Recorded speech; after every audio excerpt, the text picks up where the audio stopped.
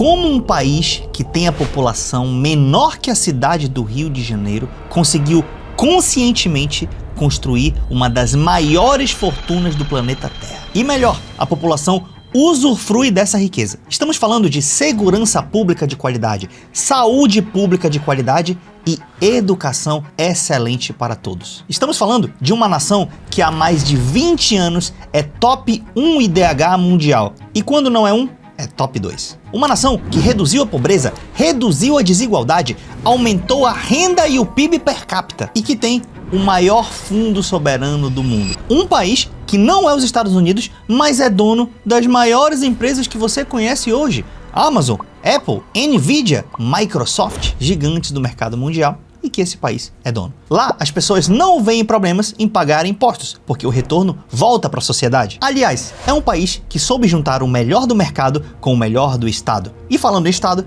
seria ela, a Noruega, o Estado perfeito? Seria um modelo de civilização que deveríamos copiar? O que tem de bom? O que tem de ruim? É viável replicar esse modelo? Tudo isso veremos no vídeo de hoje. Vem comigo, que esse é o vídeo mais didático do YouTube sobre a Noruega. Seria a Noruega o Estado perfeito?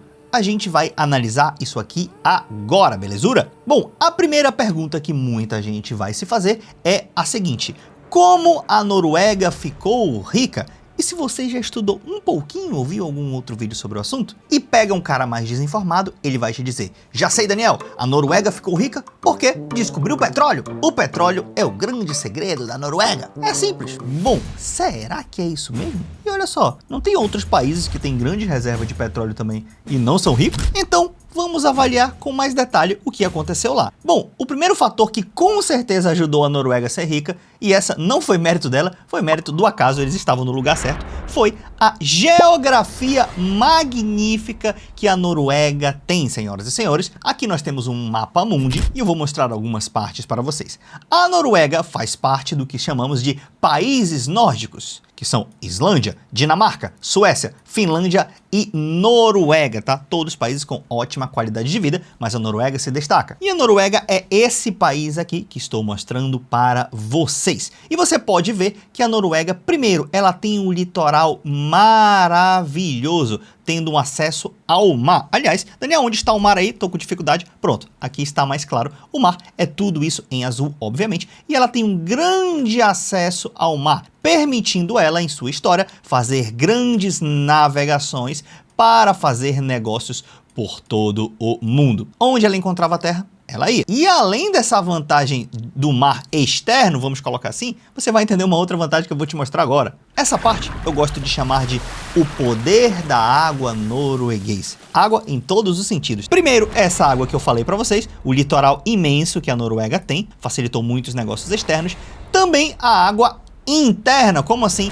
Eles têm algo chamado fiordes. Fiordes são estruturas do mar estreitas, tá? Que elas vão entrando para dentro do país e eles têm centenas e centenas de fiordes. Ou seja, dentro da Noruega você encontra muitos caminhos onde os barcos e navios podem navegar internamente. Então eles podem fazer negócio para fora e também tem a facilidade de trazer produtos para dentro de toda a Noruega. E quando não existiam aí os transportes modernos de hoje, os barcos faziam isso. Além disso, essas estruturas têm basicamente como se fossem montanhas, tá? Muito altas, obviamente, com muitas cachoeiras naturais, senhoras e senhores. E aí vem um cidadão aqui, ó, faz uma engrenagem aqui e essas cachoeiras acontecem o quê? Elas basicamente, você consegue converter isso aqui numa hidrelétrica. E no início dos anos 90, a Noruega já tinha energia limpa vinda das hidrelétricas. Isso aqui, gente, não tem petróleo aqui, tá? Tô falando que no início dos anos 90 o país inteiro já tinha basicamente energia vindo dessas hidrelétricas. Essa formação natural da geografia e geologia da Noruega ajudou bastante, tá? Além disso, senhoras e senhores, essa energia favoreceu a criação de uma indústria forte, porque máquinas precisam de energia e a Noruega começou a se desenvolver também industrialmente. Lembrando, Tudo isso antes do petróleo, beleza? Continuando com nossa história, antes ainda do petróleo, vamos analisar em números o nosso querido país. Preparei um super gráfico para vocês do PIB per capita, que é a produção de riqueza por cabeça de uma economia, tá? Aqui você vê em dólares, belezura? E você pode ver aqui que no ano de 1960, a Noruega já era mais rica que muitos países conhecidos, como o Reino Unido e como, por exemplo, a França já tinha um PIB per capita maior que os desses países, beleza? E nessa época também eles já tinham uma política de bem-estar social, que é uma democracia forte, um Estado forte e um mercado forte. Daniel, dá para fazer tudo isso? Claro que dá. É só você parar de ser adolescente econômico ou criança econômico, entender que tu tá num país emergente, que muita gente discute ainda só coisa de costumes e etc, coisa que não resolve o problema do país, entender que sim, você tem como juntar o Estado e o mercado. E eu posso falar mais disso daqui a pouco, tá? E aí, olha o que eles fizeram aqui, o programa de bem-estar social, a política de bem-estar social, tá? Que entra governo e sai governo, eles mantêm isso. Daniel, a galera está feliz aqui? Vejo montanha, vejo fiordes, vejo gente na rua, tranquilidade. É exatamente isso, muita segurança, saúde pública de qualidade, segurança pública de qualidade, educação pública de qualidade, renda e igualdade é uma premissa muito importante para eles. Facilidade em fazer negócio. Ah, Daniel, fazer isso porque o Estado controla tudo? Não, as empresas são muito bem-vindas na Noruega. Você tem uma facilidade de abrir empresas e de fazer negócios lá, tá bom? Eles têm também o Estado empreendedor. O Estado atuou empreendendo estrategicamente, eu vou te mostrar como, investindo, né, para trazer uma melhor qualidade de vida para a população. Eles têm uma visão coletiva, né? Aqui no Brasil é rico contra pobre, pobre contra rico. Aqui o pobre, ele entra no canal do YouTube e falam para ele que o rico é o problema do país. Pode até ser, em alguns casos, mas às vezes a pessoa tem um problema com a riqueza em si, não é com o rico pessoa, é com a riqueza em si, o que não faz sentido nenhum. Tem problema com o empresário, tem problema com o mercado, tem problema com o negócio. Não, Daniel, não tenho. Mas do jeito que você fala, até manifesta que você tem esse problema com o mercado, tá bom? E do outro lado a gente tem pessoas que acham que o Estado é o parasita. Querido, visite a Noruega. Não é nem na Noruega não, vai na Europa. Eu fui em muitos países da Europa já, são muito melhores que no Brasil. Muitos deles, o Estado atua de uma maneira melhor do que no Brasil, tá? E vai lá na Noruega e pergunta se o Estado é vilão. Vai lá na Noruega, pega um empresário e fala isso aqui, ó. Porque lá tem altos impostos. Muitos impostos. Ah, Daniel, mas antes do petróleo, esses impostos eram baixos. Não, os impostos na Noruega sempre foram mais altos que a média histórica dos países e do que a média histórica do Brasil. Ei, não tô falando que é só subir imposto que a gente vai virar Noruega. Não, é um conjunto de coisas e eu estou falando que você não pode pegar uma variável e achar que ela é Deus ou que ela é o diabo, beleza? E vai lá na Noruega, pergunta lá o empresário se ele quer sair de lá. Ele tem visão coletiva, ele fala, cara, aqui eu pago imposto, todo o dinheiro que eu ganho vem da sociedade. Warren Buffett fala isso, que é o maior investidor do mundo. Ele fala, cara, todo o dinheiro que eu ganho vem da sociedade. Eu sou a favor da taxação dos bilionários. Não, eles não vão fugir. Se você fizer uma alíquota pequena ou moderada na renda, eles não vão fugir. Muitos não vão tirar suas empresas do país. Eles não estão tirando as empresas da Noruega por causa dos altos impostos. Eles têm uma visão de que se o pobre e o rico estiverem bem, todo mundo vai ser rico, entre aspas, né? Pobreza a gente não tem basicamente na Noruega, tá? E a carga tributária chega quase a 50% do PIB, é mais de 40% do PIB há muito, muito, muito tempo. Bom, e agora, o que aconteceu? Vamos falar dele, nosso querido petróleo, porque depois de muitas e muitas e muitas buscas, rolou que nesse lance da margem equatorial. A galera falou o seguinte, tô achando que tem petróleo aí, hein? Os estudos dizem que tem petróleo aí. E a galera começou a perfurar, petróleo offshore. Onshore é na terra e offshore é no mar, beleza? E eles perfuraram mais de 200 poços e não achavam petróleo. Já estavam muito cansados, até que no ano de 1969 descobriram o ouro negro no campo de Ekofisk.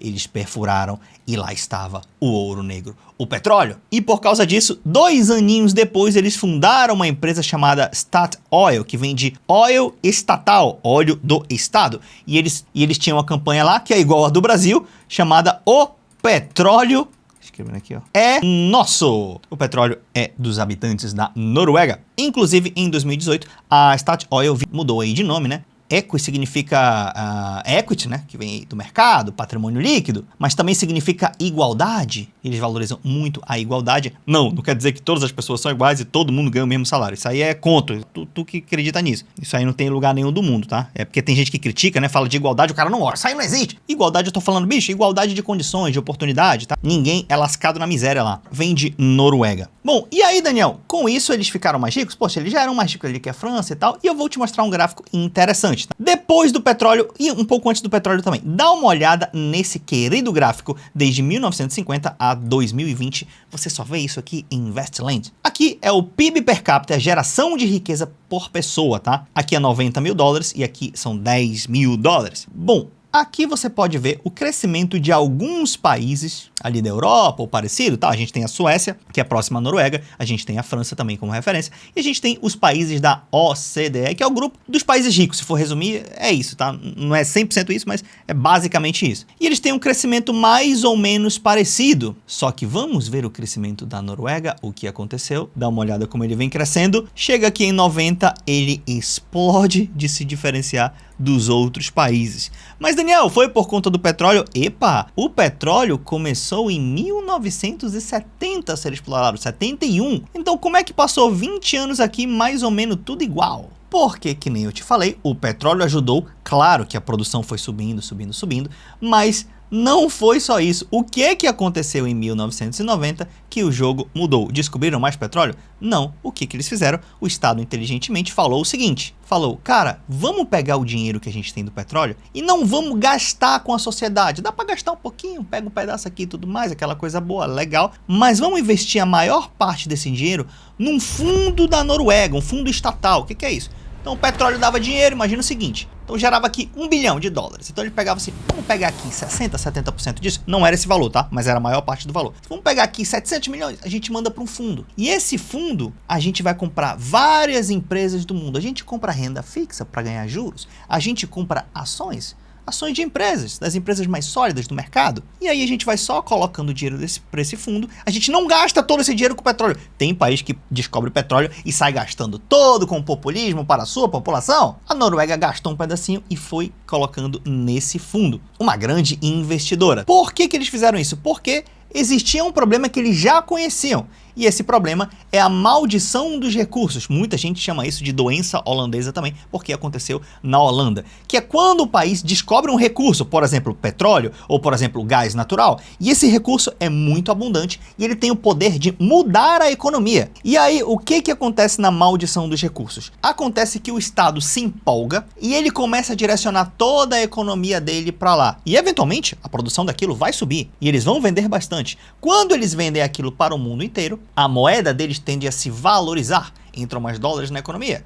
Então você tem lá a sua moeda, ela vai ficando forte. Quando a sua moeda fica muito forte, a indústria local do seu país começa a perder competitividade. Porque a galera do teu país está com a moeda valorizada, aumenta o poder de compra e fala o seguinte, epa, tô com o poder de compra, não vou comprar produto aqui da Venezuela ou aqui do Brasil, vou comprar tudo de fora, já que a minha moeda tá valendo muito. E as importações começam muito. Então você fica dependente de uma commodity. O petróleo fica super alto, o gás fica super top, mas a indústria e os produtos básicos da economia começam a ser tudo importados. E as empresas daqui quebram. E quando as empresas quebram, elas demitem. Demitindo, não tem funcionário, tem menos renda. Fora que o Estado, às vezes, faz a besteira de começar a formar pessoas somente para aquela área. Então, tu ainda pega a tua mente pensante e eu direciona conscientemente a galera tudo para a indústria do petróleo. A Venezuela não foi só isso, obviamente, mas cometeu esses erros da maldição dos recursos e outros países também. Fora que no caso do petróleo é um dinheiro volátil também, porque uma hora o barril do petróleo está a 130 dólares, o barril do petróleo pode estar a 40, 50 dólares. Então você não pode estar dependendo só disso. O que ela fez? A Noruega, outra vez, pegou o dinheiro aqui, colocou no fundo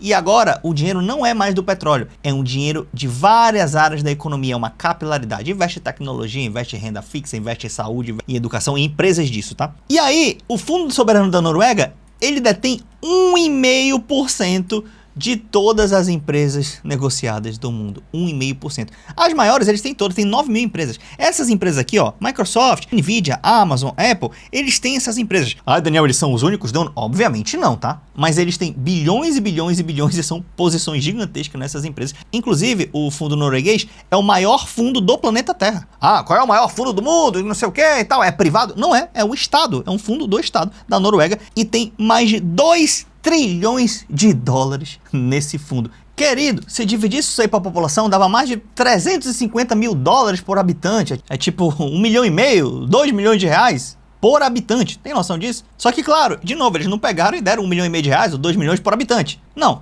Distribui um pedaço no bem-estar social, devolve um pouco pra galera e o fundo tá lá. Dá para ele viver só, sabe de quê? Dos dividendos e dos juros que ele ganha. O principal fica lá, os trilhões, vem o dividendo aqui, vem o juro e a gente gasta isso sustentavelmente. Ah, Daniel, mas se tiver um crash mundial, tudo bem, aí o fundo diminui de valor. Mas os juros e os dividendos continuam vindo e eles usam isso para crescer, beleza? Então foi uma jogada super inteligente do Estado norueguês com o apoio, obviamente, do setor privado. Lá eles pensam junto, tá? E aí, o que aconteceu? O petróleo não foi a causa da riqueza da Noruega, ele foi o combustível. Foi o combustível. Foi importante? Foi, mas foi o combustível. O piloto era o Estado e o carro era o fundo de investimento que eles criaram, belezura? E aqui no Brasil fica essa briga de Estado mais mercado. Você quer ver como tem gente que não vai ver esse vídeo todo e provavelmente vai comentar aqui embaixo o seguinte: ah, mas se fizer isso aí no Brasil, ou fizer um fundo, ou os impostos forem maiores, ou alguma coisa assim, vão roubar tudo, porque aqui no Brasil, né, é o espírito do vira-lata, porque aqui no Brasil tudo é... Aqui no Brasil não funciona, vão roubar. Parece até que o cara tá falando dele mesmo. Eu, Daniel, duvido que os políticos roubem? Claro que eu não duvido. Mas, mano, a gente tem que mudar a mentalidade no sentido, não do coach, mas no sentido de, cara, bora pensar um projeto de país e vamos convencer as pessoas de que esse projeto do país é mais lucrativo, porque a Noruega convenceu e os empresários foram a favor.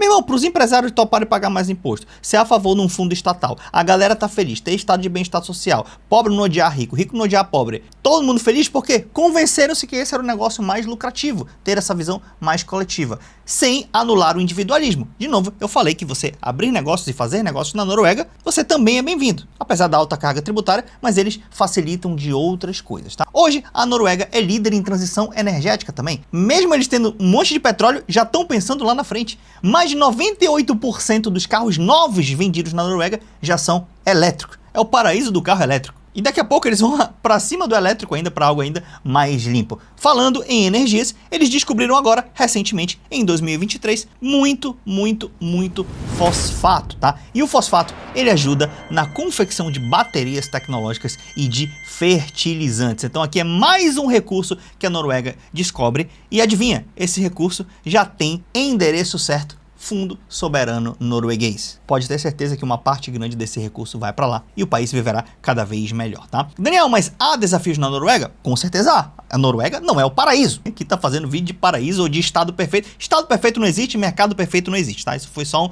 um título para chamar a atenção do vídeo. Mas assim, quais desafios na Noruega? Vou trazer... Eu poderia fazer um vídeo só sobre desafios? Poderia. Talvez fosse um vídeo bem curtinho, mas eu poderia fazer esse vídeo.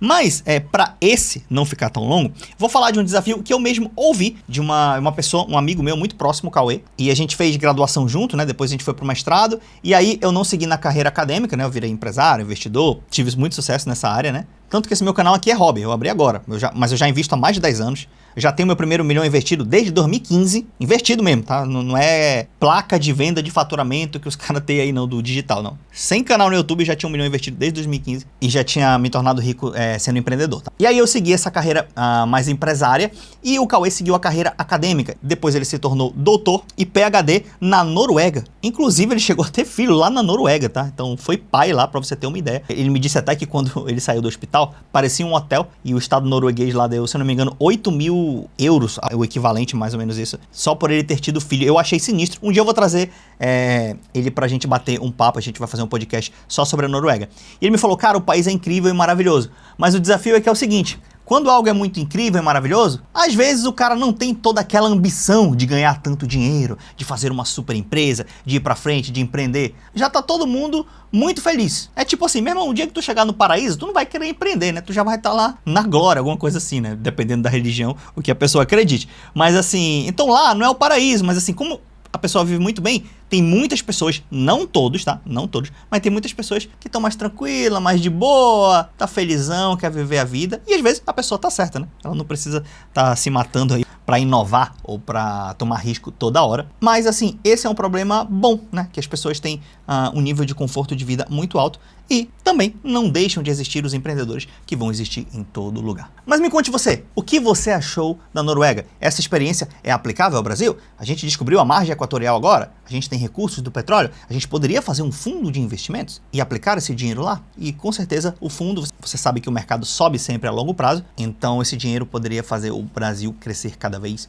mais e ser distribuído com o povo. Você acha duplicável? Não acha? Acha que a exploração da margem equatorial pode ajudar a gente a fazer esse fundo? Acha que as terras raras, inclusive eu farei um vídeo sobre terras raras, podem nos ajudar a construir um fundo soberano? Ou não? Aqui no Brasil, toda vez que falam de Estado, toda vez que falam de soberano, a galera mais liberal fica com raiva e acha que não vai dar certo. Eles até têm razão numa parte, mas ser fatalista a esse nível, eu não acredito. Acho sim que o Estado tem que se aliar ao mercado e aí nós vamos conseguir ter um futuro melhor. Nos vemos no próximo vídeo. Até mais.